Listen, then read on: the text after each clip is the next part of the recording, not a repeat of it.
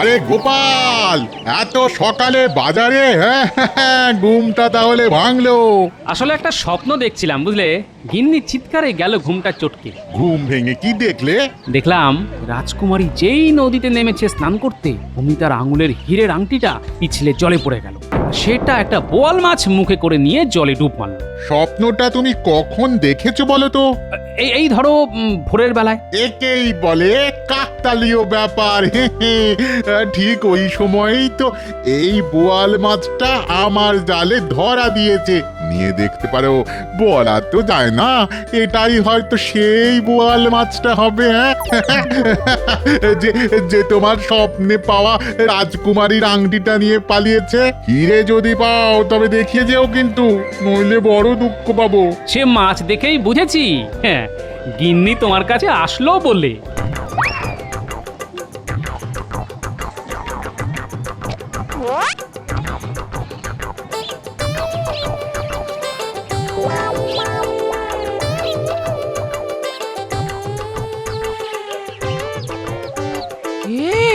এই মাছের মুখটা খুব চেনা চেনা লাগছে গো, একবার এসে দেখে যাও না। হ্যাঁ, আমারও তখন থেকে খুব চেনা চেনাই লাগছিল। কি বলো তো? আয়নায় একবার নিজের মুখটা দেখে এসো, চিনতে পারবে। হ্যাঁ, চিনেছি। একদম আমার মতো তো। কিন্তু এ মাছের পেটে যে গুপ্তধন আছে সেটা জানো কি? মাছের পেটে গুপ্তধন? তাহলে তোমার পেটেও গুপ্ত কিছু আছে, কেটে দেখতে হয়। আরে কাটোই না, কিছু না কিছু তো পাবেই। এটা মাছ না মুরগি কিনেছো? এত ডিমওয়ালা মাছের কোনো স্বাদ হয়? আচ্ছা, মাছের ডিমের বড়া কি খেতে খারাপ? হ্যাঁ, আজ বেশ জমিয়ে রাঁধো দেখি, জমিয়ে খাই। কিন্তু গুপ্তধন সেটা কোথায় গেল? মনে হয় পুকুরের জলে রোজ কয়েকশো করে ডুব মারলেই একদিন না একদিন নিশ্চয়ই পাবো। আজ দেখি কয়েকটা ডুব মেরে গুপ্তধন পাই কিনা। কয়েকটা দিন ভালো ছিল লোকটা, মাথাটা এবার বোধহয় সত্যি বিগড়েছে। বলে কিনা মাছের ডিমের ঝোল রাখতে খেয়ে পেট ছাড়বে, পেট। আমি কি করব? যাক, যতবার খুশি ততবার যাক। তার উপর নাকি পুকুরে কয়েকশো বার ডুব মারবে, তারপর ভাল্লুকের জ্বর নিয়ে তো কথা মুড়ি দিয়ে শুয়ে থাকবেন। সেবা করতে গিয়ে মরবো আমি? না বাবা না, আমি এত কিছু করতে পারবো না। এলে রেখে যেদিকে দু চোখ যায় সেই দিকে চলে যাব। হ্যাঁ,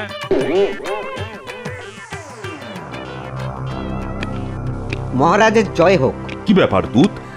নবাবের সবকিছু কুশল তো? হ্যাঁ মহারাজ, তিনি কুশলেই আছেন। আপনার কাছে একটা সাহায্য তিনি চেয়েছেন। আমাদের নবাবিতে অনেক প্রাচীন ধ্বংসাবশেষ আছে, সেই রকমই একটা পুরাতন প্রাসাদ মেরামতি করতে গিয়েই এই নকশা তিনি পান। তার খুব আশা যে আপনার এই গোপাল ভাঁড়ই এই নকশার পাঠ উদ্ধার করতে পারবে। এমন ভাষায় লেখা যে কেউ পড়ে উঠতে পারেনি, তাই তিনি গোপালের সাহায্য চেয়েছেন। অবশ্যই যদি আপনি তা অনুমোদন করেন, এই নিন সেই গোপনীয় নকশা। এই নাও গোপাল নকশা।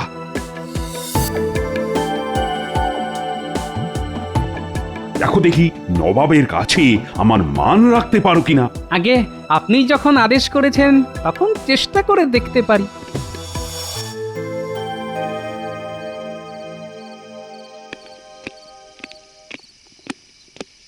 বলো, তোমার জন্য কি করতে পারি? কাজটা হলো, নবাব একটা নকশা পেয়েছেন পুরনো প্রাসাদ মেরামতি করতে গিয়ে। এতে কোনো গুপ্তধনের ইঙ্গিত আছে কিনা তা জানতে তিনি এটি মহারাজের কাছে পাঠিয়েছেন। নবাবের ইচ্ছে আমি এটি গোপনে রাখি। তা এটার একটা নকল করে রাখা কি সম্ভব আজ রাতেই? একবার দেখি তো নকশাটা, কিছু বার করতে পারি কিনা। আমি পরখ করে দেখেছি, কেউ ভাষা বুঝতে পারছে না, কারণ মনে হয় এটা উল্টো করে লেখা। ও, তাহলে তো কোনো সমস্যাই নেই। মোমের উপর ছাপ তুললেই আসল লেখাটা বেরিয়ে আসবে। তুমি আয়নাটা আনো তো, ওইখানে আছে। হ্যাঁ, আনছি।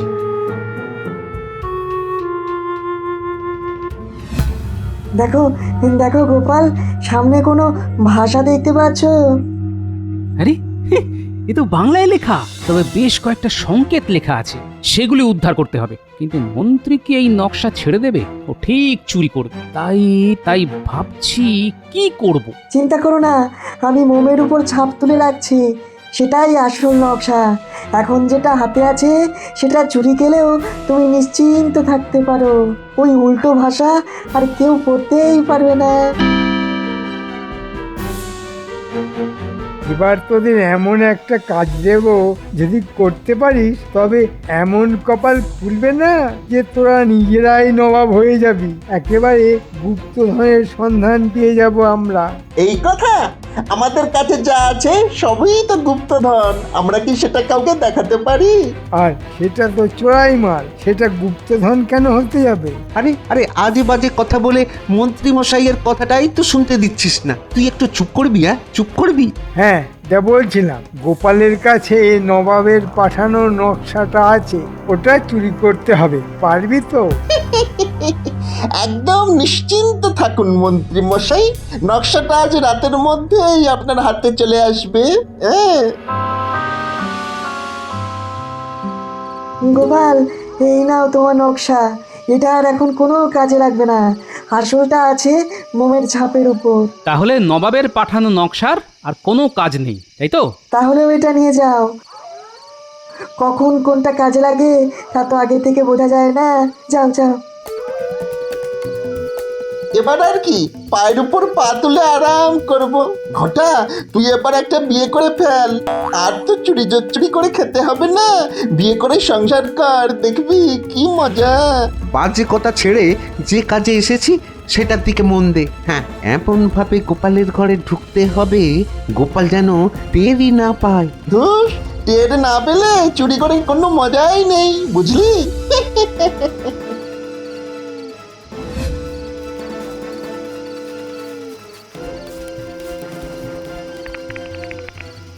একটা আওয়াজ শুনতে পাচ্ছ? মনে হচ্ছে চোর এসে গেছে।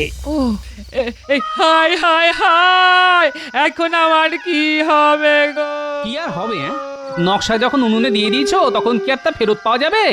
উফ, নবাবের কাছে সম্মান একেবারে মাটিতে মিশে গেল।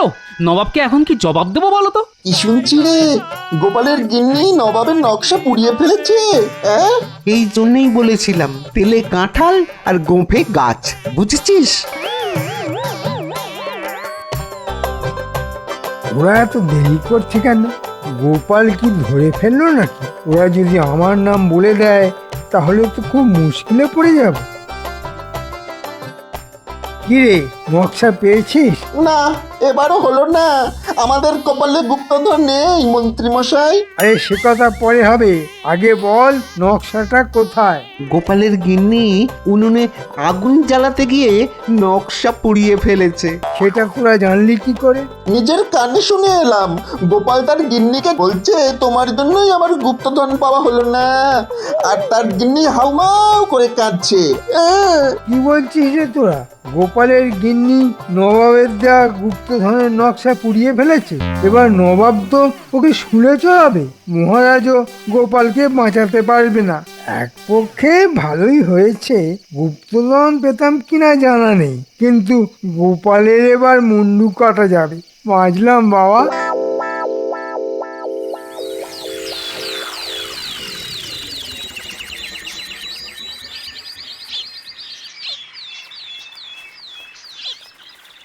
কি বিজ্ঞানী, এত সকালে?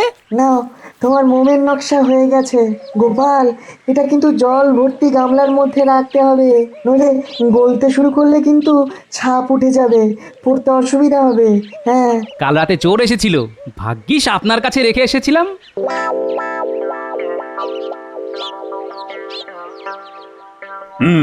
তা গামলায় কি আনলে গোপাল, তাও আবার রাজসভার মধ্যে?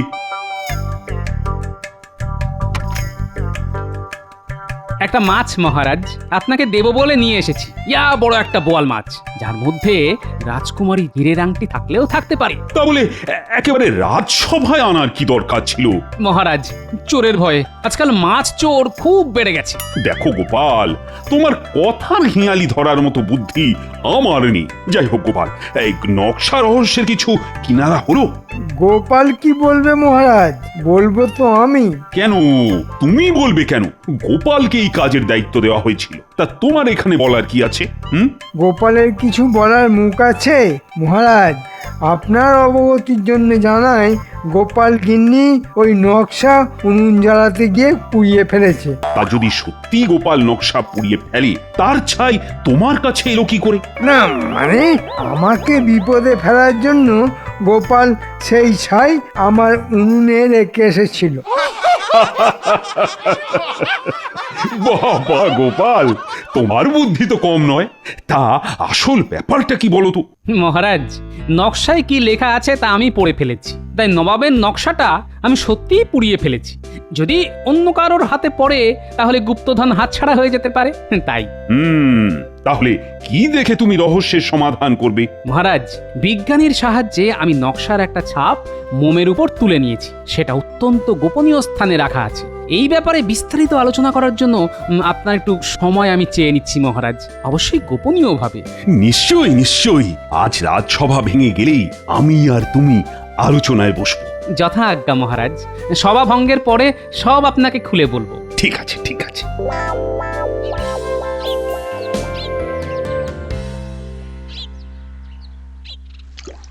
মহারাজ, এই নকশাটা আসলে একটা হেঁয়ালি, উল্টো করে লেখা খাঁটি বাংলা, কিন্তু উল্টো বাংলা পড়া কারোর পক্ষেই সম্ভব হয়নি। আমি আর বিজ্ঞানী সেই রহস্য উদ্ধার করে মোমের উপর ছাপ নিয়েছি। এই মোমের ছাপ আপনার হাতে দিলাম, দেখুন তো পড়তে পারেন কিনা। বাবা বাবা, চমৎকার পড়তে পাচ্ছি। এই যে একেবারে ছড়া, এর মধ্যে কি গুপ্তধনের সংকেত লেখা আছে? সেটা তো মুর্শিদাবাদ না গেলে বুঝতে পারবো না মহারাজ। তাহলে যত তাড়াতাড়ি সম্ভব তুমি রওনা দাও। আমি এই মোম ছাপ পাহারা দেওয়ার জন্য 10 জন পাইক বড়কন্দা আজ পাঠাচ্ছি তোমার সঙ্গে। ঠিক আছে মহারাজ, আমি তৈরি হয়ে নিচ্ছি। শোন, তোদের মুর্শিদাবাদ যেতে হবে, গিয়ে উজিরের সঙ্গে দেখা করে সব খুলে বলতে হবে। সব খুলে বলে দেব, কোনো চিন্তা করবেন না আপনি। গুপ্তধন আমরাই পাবো। আজ রাতেই আমরা বেরিয়ে পড়ছি।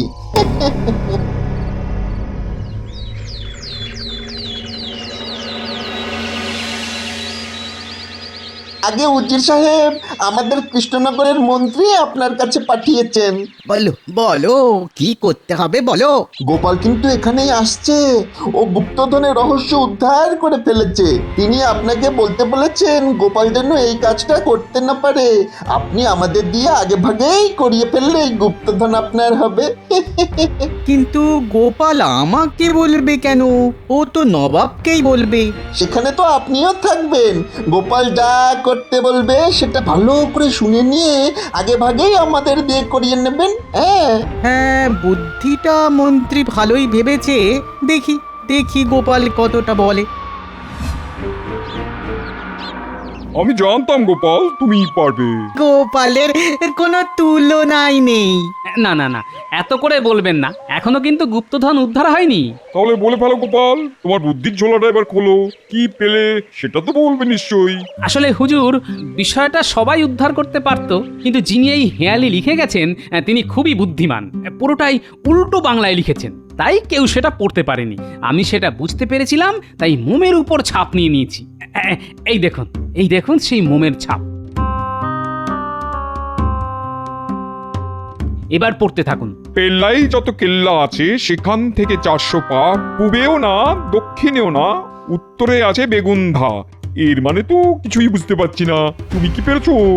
জি হুজুর।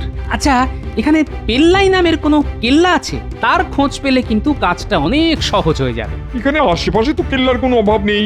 তবে তবে হ্যাঁ হ্যাঁ হ্যাঁ, এক সময় বেগুনধা বলে একটা গ্রামের জমিদার ছিলেন পেল্লাই খান। আর একটা কেল্লা আছে। ব্যাস, তবে তো হয়েই গেল। ওখানেই যেতে হবে। মনে হচ্ছে পেল্লাই যত কেল্লা শব্দের মধ্যেই সমাধান লুকিয়ে আছে। আজ রাতেই ওখানে যাওয়া ভালো। নবাব, রাতে ওই রাস্তা খুব বিপজ্জনক। তার চাইতে সকালেই বরঞ্চ যাওয়া ভালো। ঠিক কথাই বলেছে উজির, কাল সকালে যাওয়াই ভালো। হুজুর, এই মোম ছাপ খুব সাবধানে রাখা উচিত। নিশ্চয়ই তাই থাকবে। হ্যাঁ হ্যাঁ, মন্ত্রী ঠিকই বলেছে। গোপাল হেয়ালির সমাধান করে ফেলেছে। মুখস্থ করে রাখো তো, পেল্লাই যত কেল্লা আছে সেখান থেকে 400 পা, পূবেও না দক্ষিণে না, উত্তরে গেলে বেগুন্ধা। কিরে শুনলি তো? মুখস্থ বলতো। ও মুখস্থ নিয়ে আপনি চিন্তা করবেন না, একবার যখন শুনেছি তখন জীবনে আর ভুলবো না। কিরে ঘটা, ঠিক বলেছি তো? হ্যাঁ হ্যাঁ, ঠিক বলেছিস। তবু উজির মশাই, আপনিও একটু মুখস্থ রাখবেন। সামান্য একটা ছড়া মুখস্থ রাখতে পারবো না? হ্যাঁ, আজ রাতেই কিন্তু আমাদের বেরোতে হবে। তোমরা তৈরি তো? হ্যাঁ হ্যাঁ, আমরা সব সময় তৈরি থাকি। এটাই পেল্লাই খানের কেল্লা। হ্যাঁ, এরপর কোন দিকে যাবো রে? দাঁড়ান, ছড়াটা মনে করি। পশ্চিমে নয়, উত্তরে নয়, দক্ষিণে যাও বেঁকে। কিরে ঘটা, ঠিক বললাম তো? না, মনে হয় একটু ওই ভুল বলেছিস। ছড়াটা হবে দক্ষিণে নয়, উত্তরে নয়, পূব দিকে যাও হেঁটে। তোরা কি রে, একটা ছড়া মুখস্থ রাখতে পারিস না? দাঁড়া দাঁড়া দাঁড়া দাঁড়া, আমাকে মনে করতে দে। হ্যাঁ হ্যাঁ, মনে পড়েছে। পূব দিকে যাও হেঁটে। এই বটা বটা, হেঁটের সঙ্গে কি মিল যায় রে? কেন ঘেঁটের? ঘেঁটের সঙ্গে খুব ভালো মিল যায় ঘেঁটের। তোকে আমি ছড়ার মিল দেখাতে বলেছি? আসল ছড়াটায় কি ছিল? কোন দিকে যাওয়ার কথা ছিল? দেখুন, সব কটা দিক কিন্তু ভেবে ফেলেছি, একবারও কিন্তু পশ্চিমে যাওয়ার কথা ভাবিনি। আমার মনে হয় পশ্চিমে গেলে ওই গুপ্তধনের সন্ধান পাওয়া যাবে।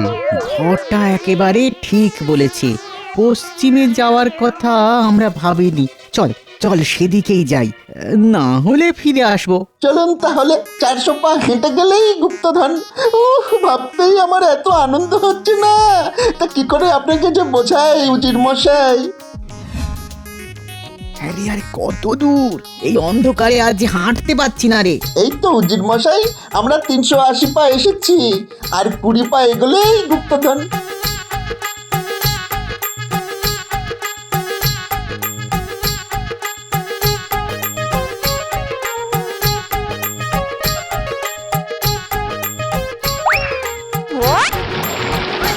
ওরে ওরে মারে, ও বটা বটা রে, বটা আমায় ধর।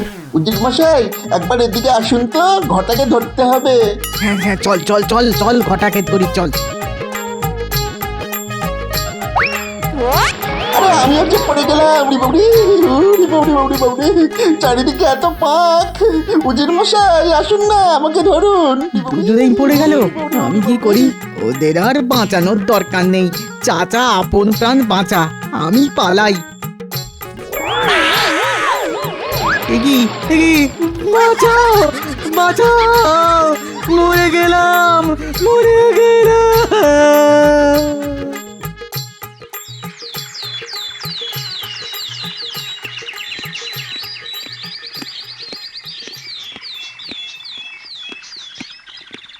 উজিরকে কোথাও খুঁজে পাওয়া যাচ্ছে না। চলো গোপাল, আমরা রওনা হই। উজির সম্পর্কে যা ভেবেছিলাম সেটাই বোধহয় সত্য হলো। হুজুর, এই তাহলে পেল্লাই খানের কেল্লা। হ্যাঁ, এটাকে সে নামেই ডাকা হয়। চলুন হুজুর, কেল্লার একেবারে সামনে গিয়ে দাঁড়াই। সেখান থেকে 400 পা যেতে হবে। ছড়াটা মনে আছে তো? পূবেও না, দক্ষিণে না, উত্তরেতে বেগুন্ধা। হ্যাঁ হ্যাঁ, ঠিক তাই ঠিক তাই। আসলে এই গ্রামটার নাম বেগুন্ধা। একসময় এখানকার রাজা ছিলেন পেল্লাই খান নামের এক জমিদার। তার ছিল প্রচুর ধনরত্ন, কিন্তু তার মৃত্যুর পর সেই রত্ন বা বিপুল মোহরের ভান্ডার কিছুই খুঁজে পাওয়া যায়নি। তাই সকলের ধারণা কোন গুপ্ত স্থানে তা লুকোনো আছে। এবার সেই রত্ন ভাণ্ডারের খোঁজে আমরা এগিয়ে যাই। চলুন, এক পা করে আমরা 400 পা উত্তর দিকে এগিয়ে যাই। কিরে ঘটা, এখনো বেঁচে আছিস ভাই? আমার চারিদিকে পচা জলের পাক। উফ, কি দুর্গন্ধ রে বাবা রে। আর দুদণ্ড থাকলেই মনে হচ্ছে মরে যাব। আমারও সেই অবস্থা রে বটা। আমরা একটা কাদা মাটিতে পড়ে আছি, কারো সাহায্য ছাড়া আমাদের ওঠার কোনো উপায় নেই রে। বাঁচাও বাঁচাও বাঁচাও, কে কোথায় আছো? আমাদের বাঁচাও। গোপাল, আমরা ঠিক কপা হেঁটে এলাম? একদম 400 পা। এবার যেখানে আছে বেগুন্ধা থেকে 100 পা বেঁকে বাম দিকে যাও চলে, দেখতে পাবে জলে একটা মস্ত মাছ। গুপ্তধনের আঁচ। নবাব বাহাদুর, এবার আমাদের 100 পা বাঁদিকে যেতে হবে। সেখানে নিশ্চয়ই কোনো পুকুর আছে, আর সেখানেই আছে গুপ্তধন। চলুন বাঁদিকে এগোই, মাত্র 100 পা।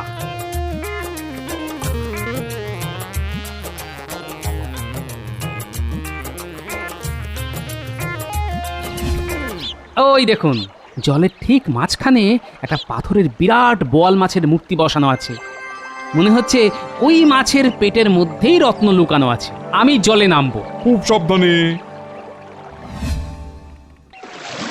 ঘটা, তোর জন্যই এমনটা হলো। তোর কথাতেই পশ্চিম দিকে হেঁটেই আমাদের এই দশা হলো। হুজুর, এই বোয়াল মাছের মূর্তিটা আসলে একটা পাথর, নিচটা মাটিতে গাঁথা, ওপরে মাছের মূর্তি বসানো হয়েছে। দেখুন, বোয়াল মাছের মুখে হাত ঢোকালাম, এই এলো রত্নের 2-1 টুকরো। তার মানে এখানে গুপ্তধন আছে। আপনি লোক লাগিয়ে এই বোয়াল মাছের মূর্তিটাকে পাড়ে নিয়ে যান হুজুর। তোমার জন্য চিন্তা হচ্ছে, তুমি আগে পারে এসো। এখান থেকে আর উদ্ধার পাওয়ার কোনো উপায় নেই না রে। আমাকে জিজ্ঞেস করে কি লাভ? হ্যাঁ, উজির মশাই কি বলছে সেটা আগে শুনি। বাঁচতে গেলে হাঁটতে হবে, কোনো না কোনো দিকে তো উঠবই। তাহলে এই বোয়াল মাছের মূর্তিটাকে আগে ভাঙা হোক, দেখা যাক মাছের পেটে কত রত্ন আছে। এই কে আছো? এই মূর্তিটাকে ভাঙো। এই অর্ধেক রত্ন তোমার গোপাল, তোমার যা ইচ্ছা তাই নিয়ে যাও। না হুজুর, আমি শুধু রাজাজ্ঞা পালন করেছি মাত্র। তবে তবে হুজুর, ওই হীরের আংটিটা আমি নেব। ওই আমি গিন্নির হাতে পরিয়ে দেব। নিশ্চয়ই নিশ্চয়ই। গিন্নি, তোমায় সেই স্বপ্নের কথা বলেছিলাম না? সারা দিন তো স্বপ্নের মধ্যেই থাকো। হ্যাঁ, তা কোন স্বপ্নটা বলো তো? ওই যে বোয়াল মাছের পেটে রাজকুমারীর হীরের আংটি। হ্যাঁ হ্যাঁ, ওইসব আজগুবি স্বপ্নের কথা রোজই শুনি, রোজই। এখন বাবা আমার স্বপ্ন শোনার সময় নেই। হ্যাঁ, দেখো দেখো স্বপ্ন কিভাবে সফল হয়। সেই রাজকুমারীর হীরের আংটি এখন আমার হাতে, দেখো। আরে আরে আরে আরে, সত্যি তো হীরের আংটি। কোথায় পেলে? বোয়াল মাছের পেট চিরে গো, তোমার জন্য গুপ্তধন নিয়ে এসেছি গিন্নি। ও মা, তোমার কি বুদ্ধি গো!